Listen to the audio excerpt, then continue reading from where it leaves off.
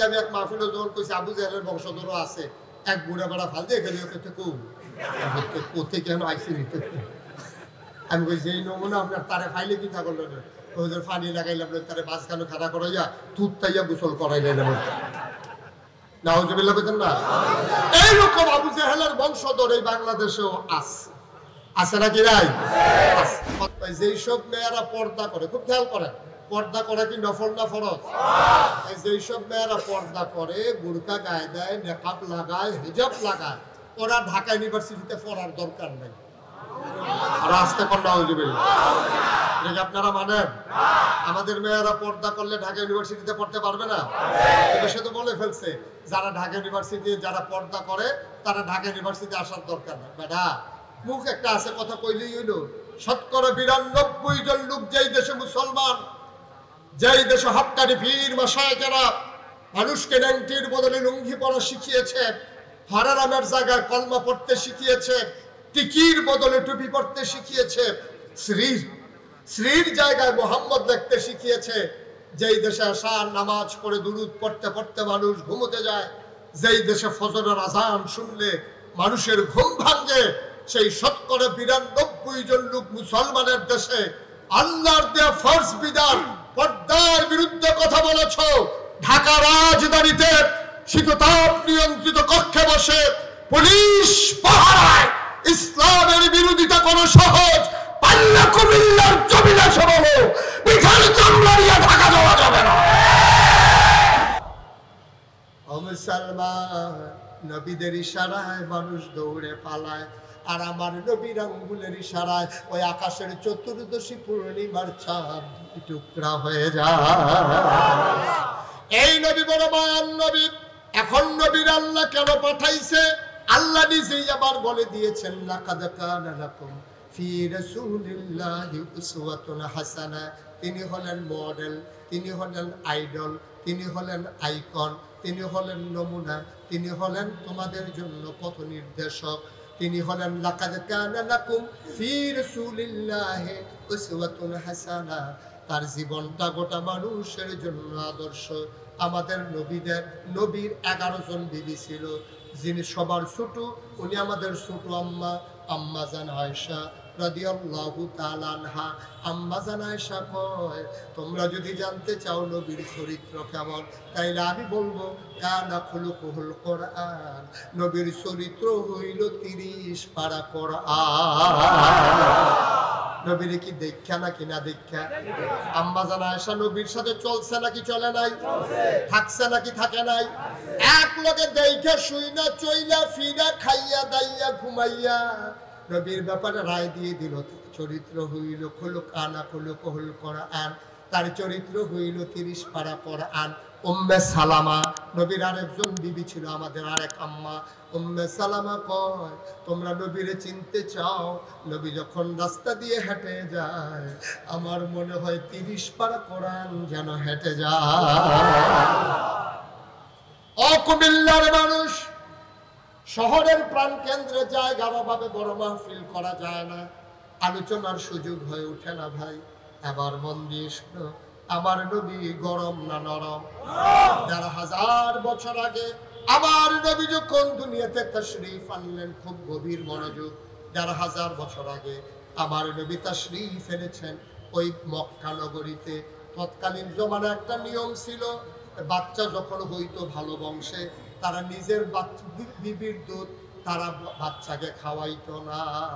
বংশাবলী মানুষ যারা, আমাদের যেমন ভুইয়া চৌধুরী, সরকার, খনকার, ফাসকার, স্বর্ণকার, দফাদার, চকিদার, কত বংশ আছে না? তৎকালীন আমলে ছিল উমাইয়া, কুরাইশ, বনু তামিম, বনু কেনান, এইরকম বড় বড় গোত্রের যারা, তারা নিজের বউয়ের দুধ বাচ্চারে খাওয়াইতো না। তো বাচ্চা খাইব কি?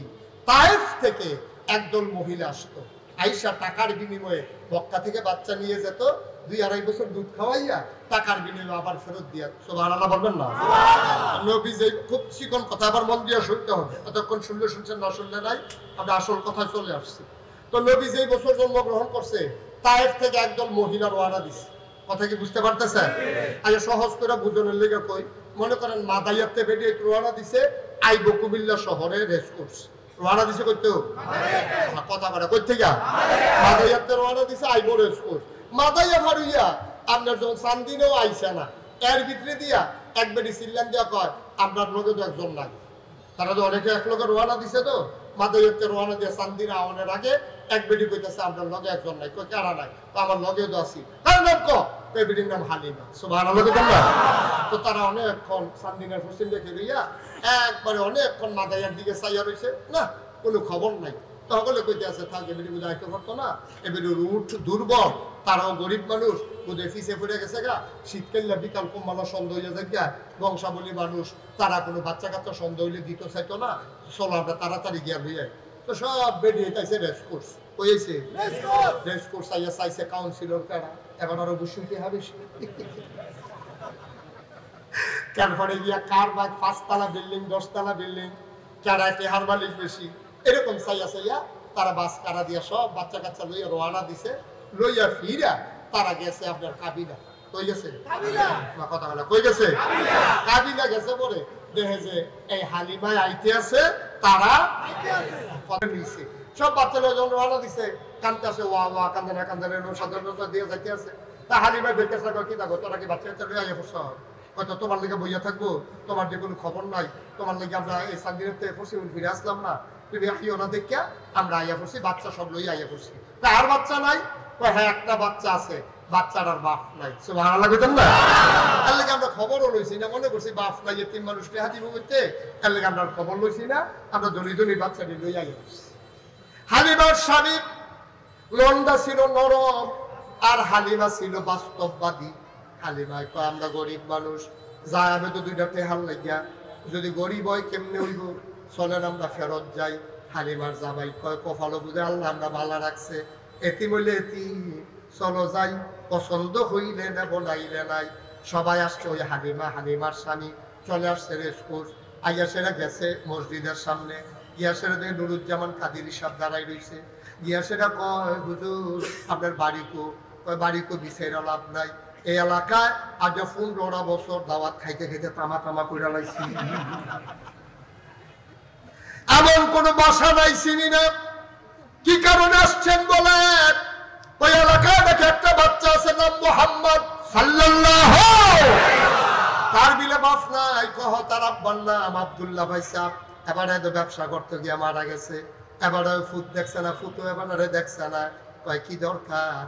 তারা গড়টা দূর যাইতাম, তখন হুজুরে দেখাই দিছে আঙ্গুল দিয়া, ওই যে কাবা ঘর, কাবার উত্তরে যে ছোট্ট ঘর, এইটাই মা মেনার ঘর। আবার হালিমার স্বামী আর হালিমার নিজের একটা বাচ্চা ছিল, নাম হলো আব্দুল্লাহ, 3 জন মিল্লা আম্মাজান আমেনার ঘরের সামনে গিয়া দাঁড়াইছে, দেখে দরজাটা বন্ধ।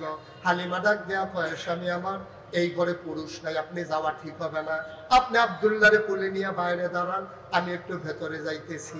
হালিমা গিয়া দরজায় দাঁড়াইয়া সালাম দিছে, আসসালামু আলাইকুম। ভেতর থেকে মহিলা কণ্ঠ কয় ওয়ালাইকুম আসসালাম। কে ডাকে? বাবার নাম হালিমা। কয় কোন হালিমা? আমি হালিমা তুসাদিয়া। কয় চিনলাম না, আমি তায়েফ থেকে এসেছি। কয় কেন এসেছো? কয় বাচ্চা নেওয়ার জন্য। এবার আমি না কান্দার, কয় হালিমা গো, সকাল থেকে কত মানুষ বাচ্চা নিয়ে গেল, আমি বাচ্চার কান্না শুনলাম, আর উটের পায়ের শব্দ শুনলাম, কেউ আমার ঘরে খবরও নিল না, আমার বাচ্চার আব্বা নাই বই না, কেউ খবরও নিল না। তোমার বুঝি মায়া লাগছে হালিমা? তোমার বুঝি মায়া লাগছে হালিমা? আহলান সাহলান মারহাবা, মোস্ট ওয়েলকাম, আমার ঘরে তোমার স্বাগতম। হালিমা কয় আমি ভেতরে ঢুকলাম, ঢোকার পরে তাকাইয়া দেখি আমেনা কুলের ভিতরে একটা বাচ্চা নিয়ে ঘুমিয়ে আছে, এমন একটা সাদা রুমাল দিয়া বাচ্চার মুখটা এমন করে ঢাকা। আমেনা হালিমা কয় আমেনা বাচ্চা নেব এমন কোনো কথা নাই, দয়া করে বাচ্চাটারে দেখাও, মন চাইলে নেব নাইলে নাই। আমেনা টান দিয়া মুখের পর্দা সরিয়ে দিলেন। হালিমা কয় খোদার কসম, আমি জীবনে অনেক বাচ্চা দেখছি রে, এমন সুন্দর বাচ্চা আমি জীবনে আর একটাও দেখছি রে।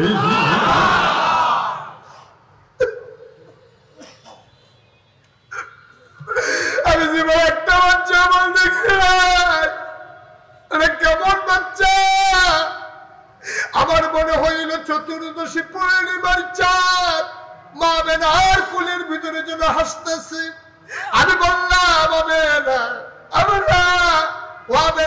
বাচ্চাটা ঘুমায় দেখি, কয় হতে ঘুমায়। আমি মনে মনে চিন্তা করলাম, আমি তো বাচ্চাটারে দেখি, বাচ্চাটা তো আমারে দেখে না, সে যদি আমার একটা নজর দেখতো। আমি কারো কাছে কিচ্ছু বলি নাই, মনে মনে চিন্তা করেছি। হঠাৎ করে দেখলাম তার চোখের পাতাগুলো এমন করে দুলতেছে, আমি বুঝছি সে চোখ খুলে ফেলবে। আমার মনে হইল চোখ তো নয়, আমার মনে হইল ফুটন্ত গোলাপি রঙের দুইটা পাপড়ি মৃদুমন্দ বাতাসে যেন দোল খাইতেছে। বাচ্চা চোখ খুললো, আবার আমার দিকে তাকাইলো। আমার দিকে তাকাইয়া ঠোঁটের কোনাটা বাঁকা করে একটা মুচকি হাসি দিল।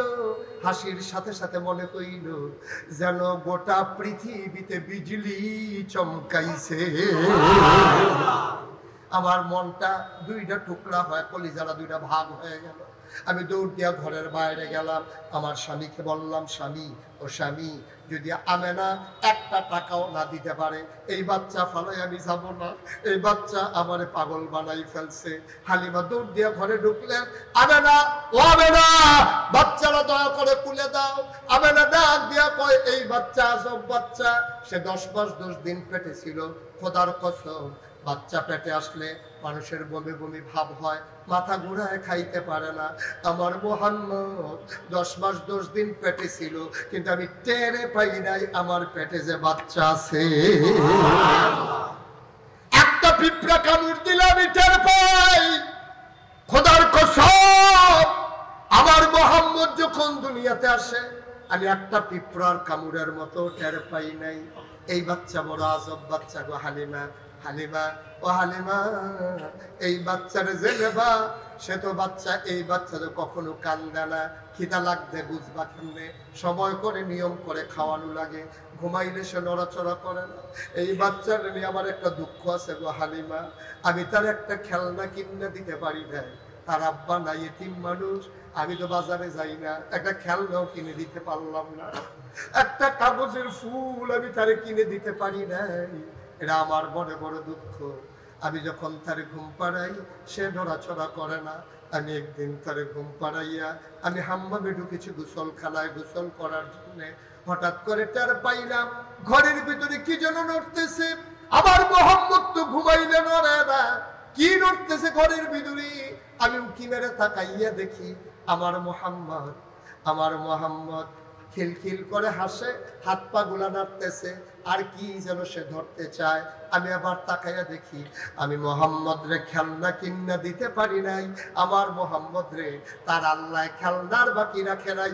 আকাশের চাঁদ আর আকাশের তারাগুলা মুহাম্মদের খেলনা বানাইয়া আল্লাহ তার হাতের কাছে পাঠাই দিছে।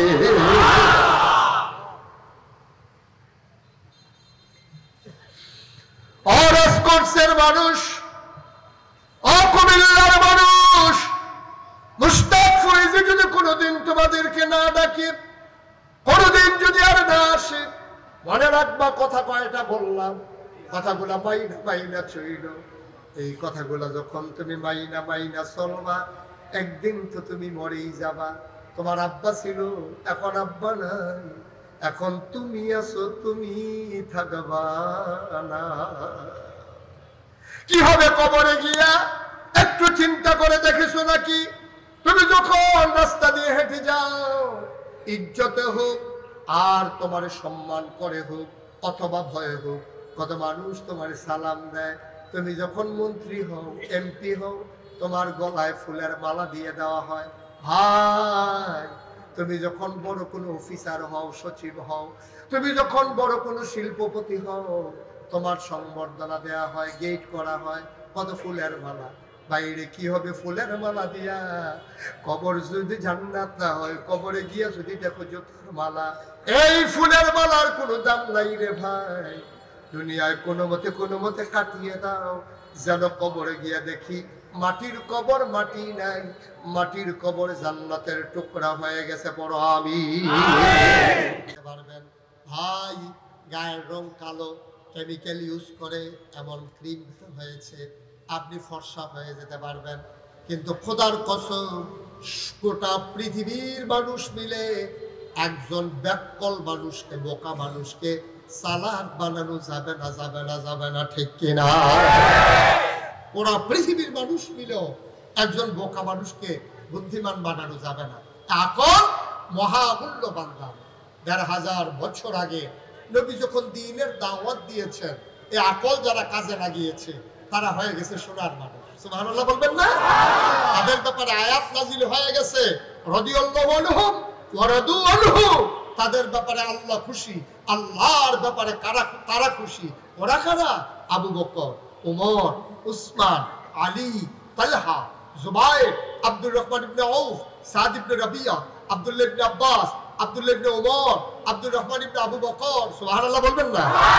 ওরা শোনান, ওদের ব্যাপারে আয়াত নাজিল হয়েছে, রাদিয়াল্লাহু আনহুম ওয়া রাদু আনহু। আমরা যারা মুসলমান দাবি করি, আমরা যারা নিজেদেরকে মুসলমান পরিচয় দেই, আমরা হলাম সেই আবু বকর ওমরের বংশধর, ঠিক কিনা বলেন? আমাদের গায়ের ভিতরে আলী আর উসমানের রক্ত প্রবাহমান। আমরা সেই মুসলমান যারা ১৫০০ বছর আগে ছিলেন। এবার একটা চিকন কথা, যে যদি আমরা আবু বকরের বংশধর হই, তাহলে ওই জমানায় যারা নবীরে মানে নাই, ওরা কারা? ওদের ব্যাপারে কোরআনে আয়াত আছে নাকি নাই? কোরআনে ঢোকার আগে বার দুধ শয়তান থেকে ফলে আছে, এই সবাই পড়ি। আউযু বিল্লাহি মিনাশ শাইতানির রাজীম। বিসমিল্লাহির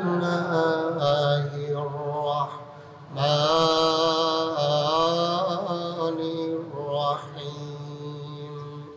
ওয়ালাহুম কুলুবুল লা ইয়াফকাহুনা বিহা ওয়ালাহুম আয়ুনুল লা ইউবসিরুনা বিহা ওয়ালাহুম আযানুল লা ইয়াসমাউনা বিহা উলাইকা কাল আনআম বাল হুম আযাল। আল্লাহ কয়, শুনো শুনো শুনো, দুনিয়ার ভিতরে একদল মানুষ আছে, মন আছে বুঝে না, চোখ আছে দেখে না, কান আছে শুনে না। আমরা বলি আল্লাহ এটা আবার কেমন মানুষ? আল্লাহ কয়, আমি কি বলছি নাকি মানুষ? উলাইকা কাল আনআম, ওরা হলো চতুষ্পদ জানোয়ারের মতো। আল্লাহ কয় না, জানোয়ারেরও কিছু বুঝ আছে। বালহুম আদাল, এটা জানোয়ারের চাইতে আরো খারাপ। মন থাকার পরে যে বুঝে না, চোখ থাকার পরে যে দেখে না, কান থাকার পরে যে শুনে না, ইসলাম পাওয়ার পরেও যে চিনল না, নবী পাওয়ার পরেও যে দিন মানতে পারল না, উলাইকা কাল আনআম, ওরা হলো চতুষ্পদ জানোয়ারের মতো। ওরা কারা? Abu Jahl, Abu Lahab, Utba, Shaiba, Mughira. এবার প্রশ্ন হলো, আমরা কার বংশধর? কথা বলে, কার বংশধর? আবু বকরের বংশধর। তাহলে আমরা যদি সেই ১৫০০ বছর আবু বকর, ১৫০০ বছর আগের আবু বকর, তার বংশধর যদি আমরা হইতে পারি, তাইলে ১৫০০ বছর আগের আবু জেহেল, তার বংশধর আছে নাকি নাই? হ্যাঁ, তার বংশধরও আছে। আর আপনি যদি বলতে কো এটা তারে বিছাইটা পাওয়া যেত, এটা সচরাচর বাজারও উঠে না, ঠিক কিনা? কর কথা কথা, ঠিক কিনা? দাউদ কান্দি আমি এক মাহফিলে যখন কইছি আবু জেহেলের বংশধরও আছে, এক বুড়া বেড়া ফাল দিয়ে গেলে কোথে কেন আইসি নিতে। আমি কইছি এই নমুনা আপনার তারে ফাইলে কি থাকল, ওদের ফানি লাগাইলাম, তারে বাসখানো খাড়া করাইয়া তুত তাইয়া গোসল করাইলেন। নাউজুবিল্লাহ বলেন না? এইরকম আবু জেহেলের বংশধর এই বাংলাদেশেও আছে। আছে নাকি নাই? কথা কইতে লইলে ইসলামের বিরুদ্ধে কথা কইতে হয়। কথা বলতে গেলেই আলেম ওলামার বিরুদ্ধে কথা বলে, কথা বলতে গেলেই মসজিদ মাদ্রাসার বিরুদ্ধে কথা বলে, আল্লাহর ফরজ বিধানের ব্যাপারে কথা বলে। এমন আছে নাকি নাই? কয়েকদিন আগে একটা ধরা পড়ছে ঢাকা ইউনিভার্সিটিতে। ঢাকা ইউনিভার্সিটির প্রফেসর, আপনি সার্টিখানি কথা মনে করেন না, একটা ওইখানে একটা ছেলের চান্স পাওয়া, এটাই সো টাফ, এটা বিরাট ব্যাপার। আর ওইখানকার প্রফেসর সেগুলো অটো চালায় না, সিএনজি চালায় না, এটা হাফড়া জানেন না মানুষ। হ্যাঁ, কইয়া বলছে কি, যেই সব মেয়েরা পর্দা করে, খুব খেয়াল করেন, পর্দা করা কি নফল না ফরজ? যেই সব মেয়েরা পর্দা করে, বুরকা গায়ে দেয়, নেকাব লাগায়, হিজাব লাগায়, ওরা ঢাকা ইউনিভার্সিটিতে পড়ার দরকার নেই। আর আসতে কন্যা এটা আপনারা মানেন? আমাদের মেয়েরা পর্দা করলে ঢাকা ইউনিভার্সিটিতে পড়তে পারবে না? কিন্তু সে তো বলে ফেলছে, যারা ঢাকা ইউনিভার্সিটি যারা পর্দা করে তারা ঢাকা ইউনিভার্সিটি আসার দরকার নেই। বেটা, মুখ একটা আছে কথা কইলেই হইলো।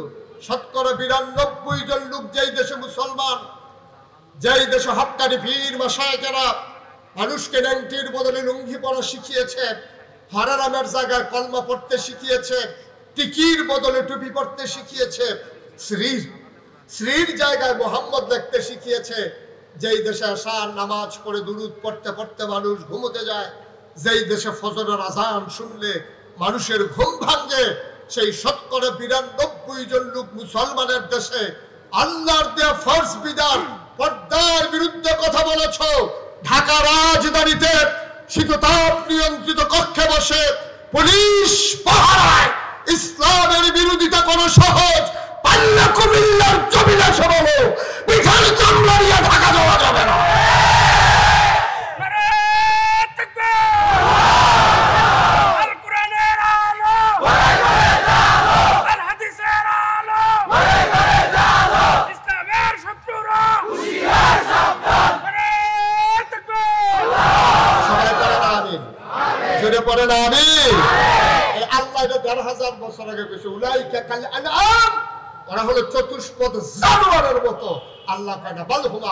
মুসলমানের ফুতায় তারা মাও মুসলমান, বাপও মুসলমান, পাসপোর্টের ভিতরে ধর্মের জায়গায় লেখে ইসলাম, অথচ ইসলামের ফরজ বিধান পর্দার বিরুদ্ধে কথা বলে ৯২ জন লোক মুসলমানের দেশে। আমি বলি তোমার পর্দা করতে মন না চাইলে না করো।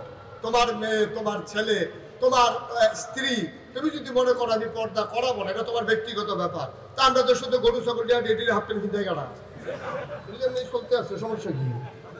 আপনার নাম চাইলে আপনি নাই, কিন্তু আপনি ইসলামের বিধান পর্দার ব্যাপারে কথা বলার অধিকার আপনার না। এটা আল্লাহর দেয়া বিধান, ঠিক কিনা বলেন? এটা কোনো ব্যক্তির না, এটা কোনো নেতার না, এটা কোনো দেশের না, এটা সর্বজন বিধিত সে আল্লাহর দেয়া বিধান। এক নম্বরে হলো সেই আকল। এই আকল কাজে লাগাইতে হবে ইসলামের বিপক্ষে না পক্ষে? কথা কয় না, ইসলামের বিপক্ষে না পক্ষে? 1000 বছর আগে কোরআনুল কারীমে সূরা তাওবা 111 নম্বর আয়াতে আল্লাহ বলে দিয়েছেন, ইন্নাল্লাহা ইশতারা মিনাল মুমিনিনা আনফুসাহুম ওয়া আমওয়ালাহুম বিআন্না লাহুমুল জান্নাহ। আল্লাহ মুমিনদের কাছ থেকে জান আর মাল কিনে নিয়েছেন, বিনিময়ে জান্নাত দিয়ে দিয়েছেন। সুতরাং এই জান আর মালের মালিক আমরা না, এই জান আর মালের মালিক আল্লাহ। সুতরাং আল্লাহ যে পথে চালাতে বলবেন সেই পথে আপনি জানকে ব্যবহার করবেন। আপনার স্লোগান হবে ইসলামের পক্ষে, আপনার টাকা খরচ হবে ইসলামের পক্ষে। আমি সাধুবাদ জানাই, শহরের ভিতরে আমার মামা কাউন্সিলর সাহেবের সার্বিক তত্ত্বাবধানে একটা সুন্দর কাজ ওনারা করেছেন, একটা নজির স্থাপন করেছেন। আমি মনে করি কুমিল্লার প্রতিটি ওয়ার্ডের কাউন্সিলর এমন করে যদি করতো তাহলে দিনের কথাগুলো মানুষ শুনতে পারতো, ঠিক কিনা বলেন? কতই না সুন্দর হতো। আল্লাহ তাদেরকে যা যা অবশ্যই দেবেন, এর সাথে যারা ওতপ্রোত ভাবে জড়িত, যারা ক্ষুদ্র ভাবে হলেও এর সাথে জড়িত হয়েছেন, আল্লাহ তাদের বিনিময় অবশ্যই দেবেন, ঠিক কিনা বলেন? বিবেকের বিষয়। আমরা মুসলমানের সন্তান, এটা ইবাদত বন্দি কিন্তু আমরা কম হইতেই পারি। এক সময় ফলাফান মানুষ নামাজ পড়ছে না, আল্লাহ তো সিল্লান দিলে হয়তো আল্লাহ মাফ করে দিতে পারে। আগে রোজা ভাঙছে, সামনে রোজা আইয়া পড়তে আছে, এতে চিন্তা করছে আর রোজা ভাঙবো না। আল্লাহ যদি মনে করে যে আগের গুনাহগুলো আমি মাফ করে দেব, আল্লাহ রাসূল বলেছেন, মান সামা রমাদানান ঈমানান ওয়া ইহতিসাবান গফিরা লাহু মা তাকাদ্দামা মিন যামবিহি। যে ব্যক্তি ঈমান ইহতিসাবের সাথে রমজানের রোজাগুলো রাখবে, অতীতের সব গুনাহ আল্লাহ তার মাফ করে দেবেন। সুবহানাল্লাহ বলবেন? আল্লাহ তো সুযোগ দিয়ে রেখেছেন, আপনি গ্রহণ করবেন কিনা এটা হলো আপনার বিষয়। তাইলে কয়টা জিনিস আল্লাহ দিছে?